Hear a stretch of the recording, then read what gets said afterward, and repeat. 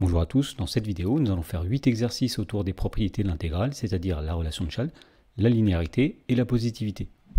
Dans le premier exercice, on nous dit soit f la fonction valeur absolue dont on donne la représentation graphique ci-dessous, et on demande de déterminer l'intégrale de moins 3 à 1 de f de x dx. Puisque la fonction est positive, eh bien l'intégrale de moins 3 à 1 de f de x dx, c'est tout simplement l'aire située entre la courbe de f, l'axe des abscisses et les droites d'équation x égale moins 3 et x égale 1, autrement dit c'est l'aire qui est assurée ici. Et bien pour calculer cette intégrale, nous allons appliquer la relation de Chasles qui dit que l'intégrale de moins 3 à 1, c'est l'intégrale de moins 3 à 0 de f de x dx plus l'intégrale de 0 à 1 de f de x dx. Et donc l'intérêt de la relation de Chasles ici, c'est que nous sommes ramenés au calcul de deux intégrales qui sont beaucoup plus simples à calculer, puisque ces intégrales correspondent à l'aire de triangle. Par exemple, la première intégrale qui est l'intégrale de moins 3, 0 de f de x dx, qui correspond à l'aire qui est ici, c'est tout simplement l'aire d'un triangle rectangle. Alors, l'aire d'un triangle rectangle, c'est longueur fois largeur divisé par 2.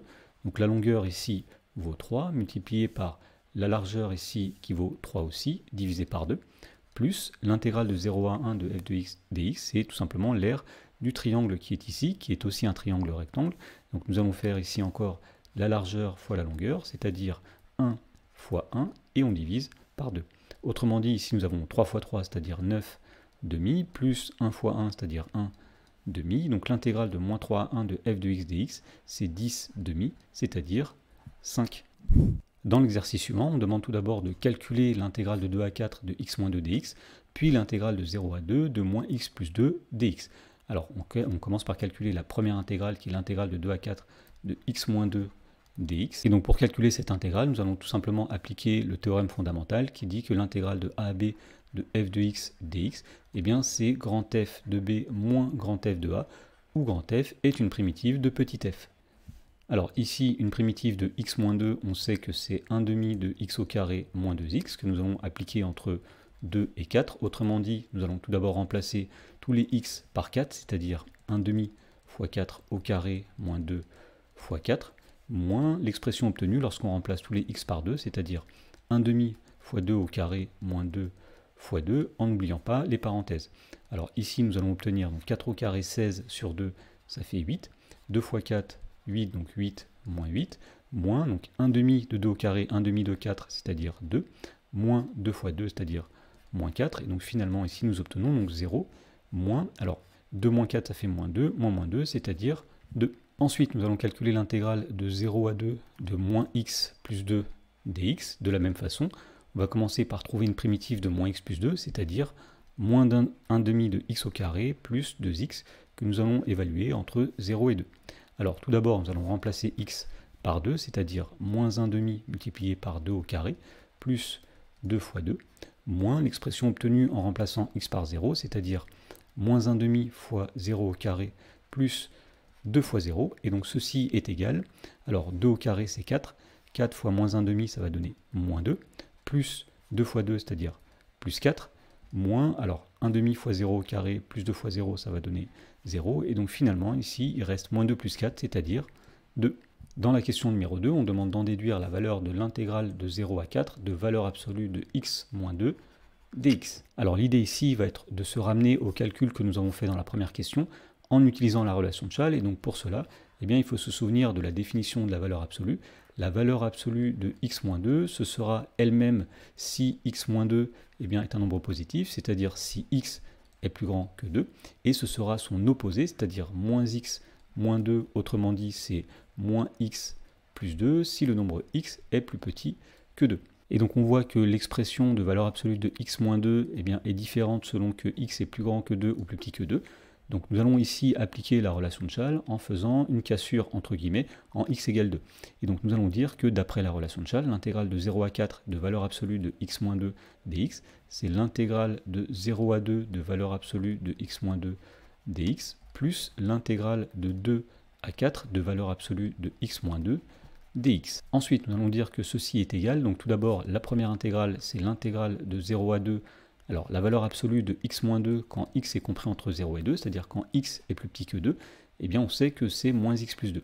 Donc ici, ce sera l'intégrale de 0 à 2 de moins x plus 2 dx, plus l'intégrale de 2 à 4 de la valeur absolue de x-2 dx, et bien lorsque x est plus grand que 2, puisqu'ici nous sommes sur l'intervalle de 4, et bien nous savons que la valeur absolue de x-2 c'est x-2. Donc ici ce sera tout simplement l'intégrale de 2 à 4 de x-2 dx. Voilà, donc à partir de tout ça, nous pouvons terminer le calcul. D'après la première question, nous savons que l'intégrale qui est ici est égale à 2, plus donc l'intégrale qui est ici, nous avons montré aussi qu'elle était égale à 2, et donc on en déduit que l'intégrale de 0 à 4 de valeur absolue de x-2 dx est égale à 4. Dans l'exercice suivant, on nous dit soit f et g deux fonctions définies sur l'intervalle moins de 4, telles que l'intégrale de moins 2 à 4 de f de x dx est égale à moins 3, et l'intégrale de moins 2 à 4 de g de x dx est égale à 5. Et on nous demande dans cet exercice de calculer plusieurs intégrales. Donc tout d'abord, dans la première question, on veut l'intégrale de moins 2 à 4 de f de x plus g de x dx. Et donc pour calculer cette intégrale, nous allons appliquer ce qu'on appelle la linéarité de l'intégrale.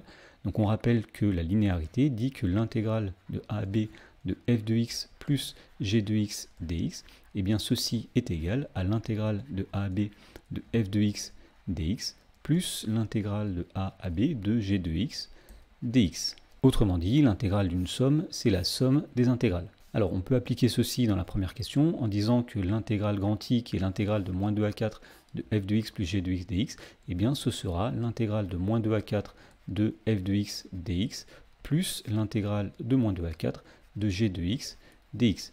Alors on connaît l'intégrale de f, on sait que c'est moins 3, plus l'intégrale de g, on sait que ça vaut 5, et donc l'intégrale de f de x plus g de x, ce sera moins 3 plus 5, c'est-à-dire 2. Dans la question numéro 2, on demande de calculer l'intégrale grand J, qui est l'intégrale de moins 2 à 4 de 4 fois f de x dx. Et donc pour calculer cette intégrale, nous allons appliquer une deuxième propriété de la linéarité de l'intégrale, qui dit que l'intégrale de a à b de k multiplié par f de x dx, où k est une constante réelle, et bien c'est égal à k multiplié par l'intégrale de a à b de f de x dx. Autrement dit, lorsque k est une constante multiplicative, il est possible de la sortir de l'intégrale.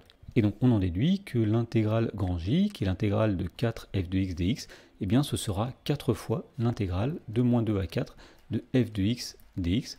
Autrement dit, nous avons sorti le 4 qui est une constante multiplicative en dehors de l'intégrale. Alors on sait que l'intégrale de f c'est égal à moins 3, donc ici grand J, c'est 4 fois moins 3, autrement dit, c'est moins 12. Dans la question numéro 3, on demande de calculer l'intégrale k, qui est l'intégrale de moins 2 à 4 de 3f de x moins 2g de x dx. Donc nous allons tout d'abord appliquer la première propriété qui dit que l'intégrale d'une somme, c'est la somme des intégrales. Autrement dit ici, on va dire que k, c'est l'intégrale de moins 2 à 4 de 3f de x dx moins l'intégrale de moins 2 à 4 de 2g de x dx. Ensuite, on remarque ici que nous avons des intégrales de la forme k fois f de x, où k est une constante multiplicative. Donc en appliquant la deuxième propriété ici, nous allons pouvoir dire que, eh bien, tout d'abord, la première intégrale, qui est l'intégrale de 3f de x dx, c'est 3 fois l'intégrale de moins 2 à 4 de f de x dx, moins, et donc la deuxième intégrale, sur le même principe, nous allons faire sortir le 2, qui est une constante multiplicative, et dire qu'on a moins 2 fois l'intégrale de moins 2 à 4 de g de x dx. Et donc pour finir ici, nous allons avoir 3 fois l'intégrale de f, c'est-à-dire 3 fois moins 3, moins 2 fois l'intégrale de g, c'est-à-dire 2 fois 5. Autrement dit, nous avons 9 moins 10, c'est-à-dire que l'intégrale k est égale à moins 1. Dans l'exercice suivant, on nous dit soit grand I l'intégrale de 0 à 1 de exponentielle de x sur exponentielle de x plus 1, et grand J l'intégrale de 0 à 1 de 1 sur exponentielle de x plus 1. Dans la première question, on demande de calculer l'intégrale grand I.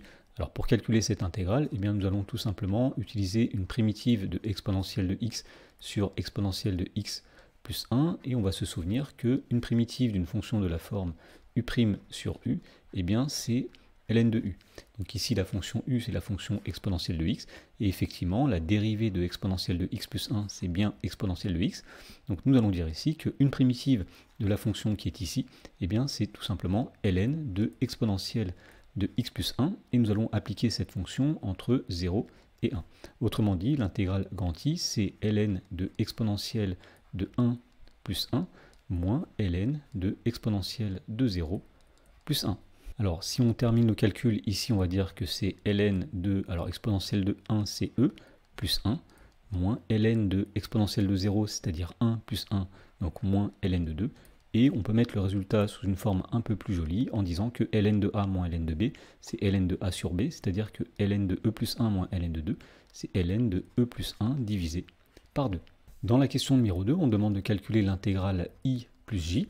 Alors pour calculer cette intégrale, eh bien, nous allons utiliser la linéarité de l'intégrale. Alors i plus j, c'est l'intégrale de 0 à 1 de exponentielle de x sur exponentielle de x plus 1 dx, plus l'intégrale de 0 à 1 de 1 sur exponentielle de x plus 1 dx. Alors d'après la linéarité de l'intégrale, eh bien, la somme de ces deux intégrales peut s'écrire tout simplement comme l'intégrale de la somme ici, c'est-à-dire l'intégrale de 0 à 1 de exponentielle de x sur exponentielle de x plus 1 plus 1 sur exponentielle de x plus 1 dx. Autrement dit ici, c'est l'intégrale de 0 à 1 de, alors si on met au même dénominateur, donc au dénominateur nous aurons exponentielle de x plus 1, et au numérateur nous aurons tout simplement exponentielle de x plus 1 dx, et donc nous remarquons ici que la fraction e de x plus 1 sur e de x plus 1 eh bien, donne tout simplement 1, donc i plus j c'est l'intégrale de 0 à 1 de 1 dx. Alors une primitive de 1, on sait que c'est x que nous allons appliquer entre 0 et 1. Autrement dit, l'intégrale i plus j, c'est 1 moins 0, c'est-à-dire que c'est 1. Dans la question numéro 3, on demande d'en déduire la valeur de grand J. Alors, nous avons montré que i plus j est égal à 1, et on sait que l'intégrale grand I, c'est ln de e plus 1 sur 2. Autrement dit, nous avons la relation ln de e plus 1 divisé par 2 plus j qui est égal à 1. Et donc, on en déduit en faisant passer le terme ln de e plus 1 sur 2 de l'autre côté, que j est égal à 1 moins ln de e plus 1 divisé par 2. Dans l'exercice suivant, on nous dit soit grand I l'intégrale de 0 à pi sur 2 de cos carré de x dx, et grand J l'intégrale de 0 à pi sur 2 de sinus carré de x dx. Dans la première question, on demande de calculer i plus j et i moins j, et on rappelle que cos carré de x moins sinus carré de x est égal à cosinus de 2x. Alors pour calculer i plus j et i moins j, nous allons utiliser la linéarité de l'intégrale.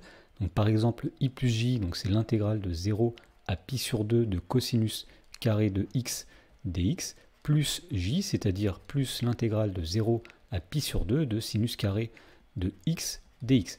Alors, lorsqu'on applique la linéarité de l'intégrale, on va dire que la somme de ces deux intégrales, eh bien, c'est l'intégrale de la somme des deux fonctions qui étaient à l'intérieur des intégrales précédentes. Autrement dit, c'est l'intégrale de 0 à pi sur 2 de cosinus carré de x plus sinus carré de x dx. Ensuite, on va appliquer une formule de trigonométrie. On sait que le cosinus au carré plus le sinus au carré d'un angle, eh bien, ça donne 1. Donc, cos carré de x plus sinus carré de x, ça donne 1. Et donc, on est ramené à calculer l'intégrale de 0 à pi sur 2 de 1 dx. Alors, une primitive de 1, c'est x. Donc, nous allons prendre x entre 0 et pi sur 2. Donc, quand x vaut pi sur 2, eh bien, x vaut pi sur 2. Donc, ici, nous avons pi sur 2 moins. Lorsque x vaut 0, x vaut 0. Donc, pi sur 2 moins 0. Autrement dit, i plus j est égal à pi sur 2. Ensuite, sur le même principe, nous allons calculer i moins j, donc grâce à la linéarité de l'intégrale. Donc i, c'est l'intégrale de 0 à pi sur 2 de cosinus carré de x dx, moins j, c'est-à-dire moins l'intégrale de 0 à pi sur 2 de sinus carré de x dx. Et donc par linéarité, on peut dire que la différence de ces deux intégrales, c'est l'intégrale de la différence, autrement dit, c'est l'intégrale de 0 à pi sur 2 de cosinus carré de x moins sinus carré de x dx. Et donc pour calculer cette intégrale, nous allons transformer l'expression cos carré moins sinus carré. Alors d'après le rappel, on sait que cos carré de x moins sinus carré de x, c'est cosinus de 2x. Donc i moins j, c'est l'intégrale de 0 à pi sur 2 de cosinus de 2x dx. Alors cette intégrale-là est plus simple à calculer puisqu'on peut déterminer une primitive de cosinus de 2x. Alors on rappelle que lorsqu'on a une fonction de la forme u' cosinus de u, eh bien une primitive de cette fonction, c'est tout simplement sinus de u. Donc ce qu'on va dire ici, c'est que l'intégrale de 0 à pi sur 2 de cosinus de 2x dx, c'est pareil que l'intégrale de... Alors nous allons faire apparaître ici u' cosinus de u, sachant que u c'est 2x, la dérivée de 2x c'est 2, donc nous mettons 2 ici, cosinus de 2x. Alors puisque nous avons fait apparaître le 2, il faut le compenser pour que l'expression de départ soit bien égale à l'expression qui est ici, donc nous mettons 1/2, et donc l'intégrale de cosinus de 2x, c'est la même chose que l'intégrale de 1/2 de 2 cosinus de 2x. Et à partir de là, on peut déterminer une primitive de cette fonction.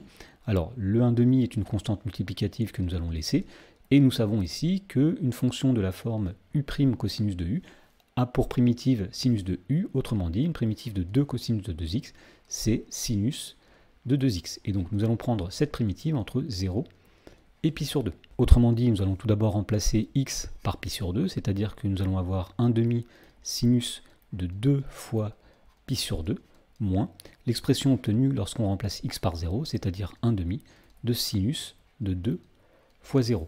Alors ici, nous avons 1 demi de sinus de 2 fois pi sur 2, c'est-à-dire sinus de pi. Alors sinus de pi, c'est 0, donc 1 demi fois 0, moins 1 demi de sinus de 2 fois 0, c'est-à-dire sinus de 0, c'est-à-dire 1 demi fois 0, et finalement, l'intégrale, plutôt le nombre i moins j, est égal à 0. Dans la question numéro 2, on demande d'en déduire les valeurs exactes de i et de j. Alors on rappelle que i plus j est égal à pi sur 2 et que i moins j est égal à 0. Autrement dit, les nombres i et j sont solutions d'un système de deux équations à deux inconnues. Alors pour résoudre ce système, nous allons appeler L1 la première ligne, L2 la deuxième ligne, et nous allons faire une combinaison des lignes 1 et ligne 2 pour faire disparaître une des inconnues. C'est une méthode classique pour résoudre un système d'équations. Alors par exemple, on remarque ici que si on fait la somme de la ligne 1 et de la ligne 2, eh bien j va disparaître. Alors nous allons laisser la première ligne telle qu'elle, i plus j est égal à pi sur 2, et nous allons remplacer la deuxième ligne, L2, par la somme de la première ligne et de la deuxième ligne. Alors lorsqu'on fait la somme de la première et de la deuxième ligne, nous allons avoir ici i plus i qui va donner 2i. Ensuite nous aurons j plus moins j qui fait 0. Et enfin nous avons pi sur 2 plus 0, c'est-à-dire pi sur 2. Et donc on en déduit ici qu'on a le système suivant. Donc i plus j est toujours égal à pi sur 2. Et le nombre i est égal à pi sur 2 divisé par 2. Alors divisé par 2, ça revient à multiplier par 1 demi. Pi sur 2 fois 1 demi, ça donne pi sur 4. Donc nous avons déterminé la valeur de i que nous allons réinjecter dans la première équation. Autrement dit, nous allons avoir le système suivant. Donc tout d'abord, nous avons dit que i est égal à pi sur 4. Et lorsqu'on remplace i par pi sur 4 dans la première équation, nous avons pi sur 4 plus j qui est égal à pi sur 2. Autrement dit, nous allons obtenir ici que le nombre j est égal à pi sur 2 moins pi sur 4. Alors pi sur 2 moins pi sur 4, c'est-à-dire 2 pi sur 4 moins 1 pi sur 4, c'est-à-dire une fois pi sur 4. Et le nombre grand I, lui, est égal à pi sur 4. Dans l'exercice suivant, on nous dit, sans faire aucun calcul, d'indiquer en justifiant le signe des intégrales suivantes. Alors tout d'abord, nous avons l'intégrale de moins 2 à 4 de x carré sur x carré plus 1. Et donc pour connaître le signe de cette intégrale, nous allons utiliser la propriété qui s'appelle la positivité de l'intégrale, qui dit que si pour tout x appartenant à un intervalle AB, eh bien f de x est positif, autrement dit si une fonction f est positive sur l'intervalle, eh bien l'intégrale de AB de f de x dx sera un nombre positif. Autrement dit, si une fonction est positive sur un intervalle, son intégrale est positive. Donc dans la première question, nous allons pouvoir dire que l'intégrale de moins 2 à 4 de x carré sur x carré plus 1 dx est un nombre qui est positif, car la fonction qui a x associe x carré sur x carré plus 1, eh bien cette fonction-là est positive sur l'intervalle moins 2, 4, puisque effectivement nous avons ici un quotient d'un nombre positif par un nombre qui est positif, x carré est positif, et x carré plus 1 est lui aussi positif sur l'intervalle moins 2, 4. Dans la question numéro 2, on demande le signe de l'intégrale de 1 à 2 de moins 2 exponentielle de t dt. Alors nous allons utiliser encore une fois la positivité de l'intégrale, ici en disant que eh bien, cette intégrale sera négative, car la fonction qui est à l'intérieur de l'intégrale, la fonction qui a t associe moins 2 exponentielle de t, eh bien cette fonction-là, c'est une fonction qui est négative sur l'intervalle 1, 2. En fait, c'est une fonction qui est négative sur grand R, et lorsqu'on fait l'intégrale d'une fonction négative sur un intervalle, eh bien l'intégrale obtenue est un nombre négatif. Dans l'exercice suivant, on nous dit voici le tableau de variation d'une fonction f sur l'intervalle moins 4, 5. Donc dans la première ligne, nous avons les antécédents, et dans la deuxième ligne, nous avons les images. On nous demande de donner un encadrement de l'intégrale de moins 1 à 3 de f de x dx, puis un encadrement de l'intégrale de 3 à 5 de f de x dx. Alors pour faire cela, nous allons utiliser une conséquence de la positivité de l'intégrale qui dit que si pour tout x appartenant à un intervalle AB, eh bien f de x est inférieur ou égal à g de x, autrement dit, si une fonction f est plus petite qu'une fonction g sur un intervalle, alors l'intégrale de a à b de f de x dx, c'est-à-dire l'intégrale de f, eh bien, sera plus petite que l'intégrale de a à b de g de x dx, c'est-à-dire l'intégrale de g. Autrement dit, si une fonction est plus petite qu'une autre, l'intégrale de cette fonction est plus petite que l'intégrale de l'autre. Alors donnons tout d'abord un encadrement de l'intégrale de moins 1 à 3 de f de x dx, et donc si on souhaite utiliser la positivité de l'intégrale, il va falloir tout d'abord eh bien, encadrer f de x lorsque x est compris entre moins 1 et 3. Alors d'après le tableau de variation, pour tout x appartenant à l'intervalle moins 1, 3, eh bien on voit que f de x est compris entre 2 et 5. Donc on va dire que 2 est plus petit que f de x, plus petit que 5.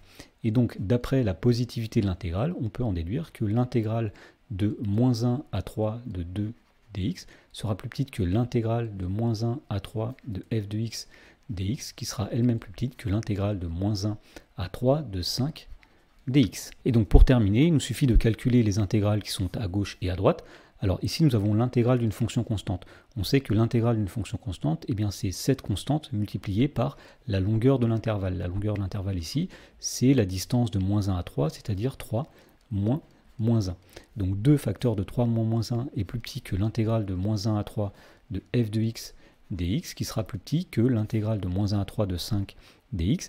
Encore une fois, puisqu'ici nous avons une fonction constante, on sait que son intégrale, c'est la constante multipliée par la longueur de l'intervalle, c'est-à-dire 3 moins 1. Et donc finalement, on trouve ici que, alors puisque 3 moins 1 vaut 4, 2 fois 4 vaut 8, donc l'intégrale de moins 1 à 3 de f de x dx est plus grande que 8, et plus petite que 5 fois 3 moins 1, c'est-à-dire 5 fois 4, et plus petite que 20. Voilà, donc nous avons fait ici l'encadrement de l'intégrale de moins 1 à 3 de f de x dx, et nous allons maintenant encadrer l'intégrale de 3 à 5 de f de x dx. Et donc pour faire cela, on va commencer par encadrer f de x sur l'intervalle 3 à 5. Et donc on va dire que pour tout x appartenant à l'intervalle 3 à 5, d'après le tableau de variation, donc si x est dans cet intervalle, nous voyons que f de x sera plus grand que moins 1, puisque le minimum sur cet intervalle est moins 1, et sera plus petit que 5, puisque le maximum sur cet intervalle est 5. Et donc on en déduit par positivité de l'intégrale que l'intégrale de moins 1 sur l'intervalle 3, 5 sera plus petite que l'intégrale sur l'intervalle 3, 5 de f de x dx, qui elle-même sera plus petite que l'intégrale de 5 sur l'intervalle 3, 5. Et donc pour finir, il nous reste à calculer les intégrales à gauche et à droite. Donc encore une fois, nous avons des intégrales de fonctions constantes. Nous allons faire ici la constante multipliée par la longueur de l'intervalle, c'est-à-dire moins 1 multiplié par 5 moins 3, qui sera plus petite que l'intégrale de 3 à 5 de f de x dx, qui elle-même sera plus petite que l'intégrale de 3 à 5 de 5 dx, c'est-à-dire 5 multiplié par la longueur de l'intervalle 5 moins 3. Et donc pour terminer, on va dire ici que, alors moins 1 fois 5 moins 3, moins 1 fois 2, ça donne moins 2. Donc l'intégrale de 3 à 5 de f de x dx est plus grande que moins 2, et plus petite que 5 fois 5 moins 3, 5 fois 2, est plus petite que 10. Dans le dernier exercice, on nous demande tout d'abord dans la première question de montrer que pour tout x appartenant à l'intervalle 0,1, 0 est inférieur ou égal à x exponentielle de moins x, qui est inférieur ou égal à x exponentielle de moins x au carré. Alors pour démontrer cet encadrement, on va tout d'abord se donner un nombre x appartenant à l'intervalle 0,1, et on va étudier séparément les deux inégalités à prouver. Alors on va commencer par démontrer la première inégalité. On va dire que tout d'abord, comme le nombre x est positif, puisque le nombre x appartient à l'intervalle 0,1, et comme exponentielle de moins x est un nombre qui est positif, eh bien on en déduit que le produit x multiplié par exponentielle de moins x sera un nombre qui est positif. Voilà, donc ceci démontre la première partie de l'inégalité. Maintenant, nous allons démontrer la deuxième partie. Et donc, pour démontrer la deuxième partie qui est ici, nous allons tout d'abord partir du fait que le nombre x est compris entre 0 et 1. Donc, on va dire que 2 plus 0 est inférieur ou égal à x qui est inférieur ou égal à 1. Et on va commencer par comparer moins x et moins x au carré. Donc, ce qu'on va faire, c'est qu'on va multiplier chaque membre de ces inégalités par moins x. Alors, puisque x est un nombre positif, puisqu'il est dans l'intervalle 0,1, moins x est un nombre négatif. Donc, quand on multiplie tout par moins x, donc tout d'abord 0 fois moins x va donner 0, x fois moins x va donner moins x au carré, 1 fois moins x va donner moins x, et comme on l'a dit, le nombre moins x étant négatif, il faut changer le sens des inégalités. À partir de là, nous allons appliquer la fonction exponentielle. Alors on sait que la fonction exponentielle est croissante sur R. Autrement dit, lorsqu'on va appliquer l'exponentielle à chacun des membres ici, il ne faudra pas changer le sens des inégalités. Autrement dit, exponentielle de 0 sera plus grand que exponentielle de moins x au carré, qui lui-même sera plus grand que exponentielle de moins x. Alors, exponentielle de 0, c'est 1, donc 1 est plus grand que exponentielle de moins x au carré, qui est plus grand que exponentielle de moins x. Et donc pour avoir l'inégalité qui nous intéresse, il suffit maintenant de multiplier tout par x. Alors comme le nombre x est un nombre positif, lorsqu'on va multiplier tout par x, eh bien on ne va pas changer le sens des inégalités. Alors 1 fois x va donner x, qui va être plus grand que x fois exponentielle de moins x au carré, qui lui-même sera plus grand que x exponentielle de moins x. Et donc finalement, nous avons bien démontré que x exponentielle de moins x au carré est plus grand que x exponentielle de moins x. Dans la question numéro 2, on demande d'en déduire que 0 est inférieur ou égal à l'intégrale de 0 à 1 de x exponentielle de moins x, qui elle-même est inférieure ou égale à 1 demi fois 1 moins 1 sur e. Alors on va partir de l'inégalité que nous avons démontrée à la question précédente, c'est-à-dire que pour tout x appartenant à l'intervalle 0, 1, eh bien on sait que 0 est inférieur ou égal à x exponentielle de moins x au carré, moins x plutôt, qui est plus petit que x exponentielle de moins x au carré. Et on va appliquer la positivité de l'intégrale qui dit que si une fonction est plus petite qu'une autre, l'intégrale de cette fonction est plus petite que l'intégrale de l'autre. Autrement dit ici, on va dire que l'intégrale de 0 à 1 de 0 dx est plus petite que l'intégrale de 0 à 1 de x exponentielle moins x dx, qui elle-même sera plus petite que l'intégrale de 0 à 1 de x exponentielle de moins x au carré dx. Alors l'intégrale de 0 à 1 de 0 dx, c'est tout simplement 0 multiplié par la longueur de l'intervalle, c'est-à-dire 1 moins 0, et donc l'intégrale de 0, c'est tout simplement 0.